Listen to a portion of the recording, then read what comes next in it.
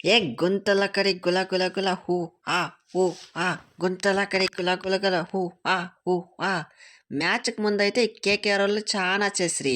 భిక్షు యాదవ్ ఉన్నాడు, కొట్టేస్తాడు, ఏమమ్మో చేసేస్తాడు అని చెప్తిరి. ఇప్పుడేమైంది? చివరికి ఆ భిక్షు యాదవ్కి ముక్కు తాడేసి ఇంటికి పంపించినాం.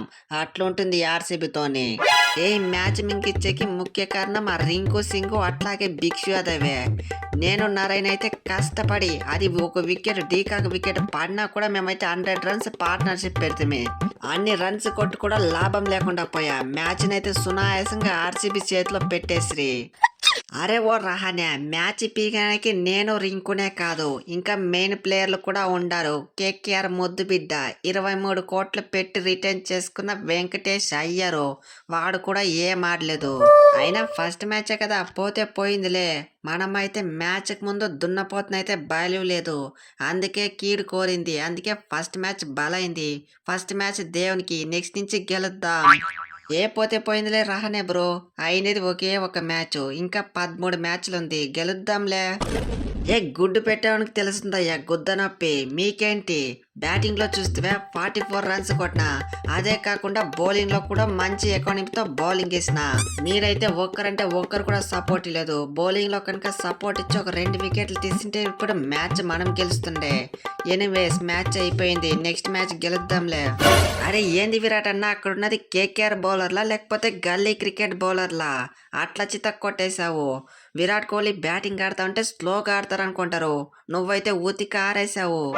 ఇక్కడ నుంచి విరాట పర్వం మొదలు. నా 973 రన్స్ అయితే ఎవరి వల్ల బ్రేక్ చేసే కయ్యలదు. అందుకే నేనైతే ఫిక్స్ అయిపోయా, ఫస్ట్ మ్యాచ్ నుంచి నేను మొదలు పెట్టా. ఇక నుంచి చూసుకోండి, నన్ను ఆపడం ఎవరి తరమో కాదు. అంతే విరాట్ అన్న అంతే. నువ్వైతే ఆరెంజ్ క్యాప్ గెలు, నేనైతే పర్పుల్ క్యాప్ గెలుస్తా. ఆర్సీబీ ఇన్నేళ్ల నిరీక్షణ కళ అయితే నెరవేరబోతుంది, నేనైతే నెరవేర్చబోతున్నా. అరే కప్పు సంగతి పక్కన పెట్టుకున్నాలో, నేనైతే ఒక డౌట్ అడుగుతా. మనం ఆర్సీబీలు, నువ్వైతే అబద్ధం చెప్పనే చెప్పకూడదు. ఈ డౌట్ అయితే చాలా రోజుల నుంచి నల మెదులుతూనే ఉంది. నువ్వు ఇంతకు ఫాస్ట్ బౌలరా లేకపోతే స్పిన్నరా? అరే విరాట్ బ్రో, నేను ఫాస్ట్ బౌలరు కాదు, స్పిన్నరు కాదు, లెఫ్ట్ ఆర్ మిసిరి మింగే బౌలరు. కావాలంటే ఉమ్రాన్ మానిక్ లాగా 150 స్పీడ్ వేస్తా, లేకపోతే స్లోగా కావాలంటే ఆ శాండ్నర్ లాగా 70-60 కూడా వేస్తాను. కృణాల్ అంటే అన్ని యాంగిల్స్ ఉంటుంది. అయినా ఇప్పుడు అదంతా ఎందుకు, ఎట్లు తీసిన 3 వికెట్లు. అరే కృణాల్ అన్న, నీకేం పాపం చేసినా నా వికెట్ తీసావు. స్పిన్నర్ అని పేరు చెప్పుకుని ఇసురు మింగి నా వికెట్ అయితే తీసేసి, ఇదైతే చాలా దారుణము. నీ పనే బాగుంది, వికెట్లు తీసుకొని పేరు సంపాదిస్తావు. హలో మై డియర్ కేకేఆర్, ఎట్లుంది నా రివెంజ్? లేకపోతే నన్ను రిటర్న్ చేసుకుంటే ఆక్షన్లోకి వదిలేస్తారా?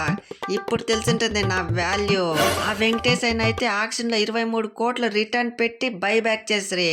నాకు ముష్టి 10 కోట్లు వచ్చింటే ఈజీగా దొరికిన్నో. వాన్లో అంతగా ఏం నచ్చిందో నాకైతే ఇప్పటికీ అర్థం కాలేదు. అరే సాల్ట్, అన్నం పెట్టడానికే సున్నం పెడతావా?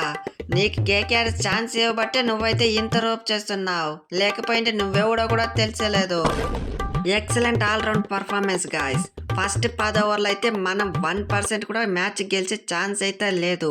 వాళ్ళదైతే 100 దాటేసింది. అయినా కూడా మంచి కంబ్యాక్ ఇచ్చి మనమైతే మ్యాచ్ గెలిచాం. కంబ్యాక్ అంటే ఆర్సీబీ అంటే కంబ్యాక్ అని మళ్ళీ ప్రూవ్ చేసాం. ఇదే సీజన్ మొత్తం కంటిన్యూ చేయాలి.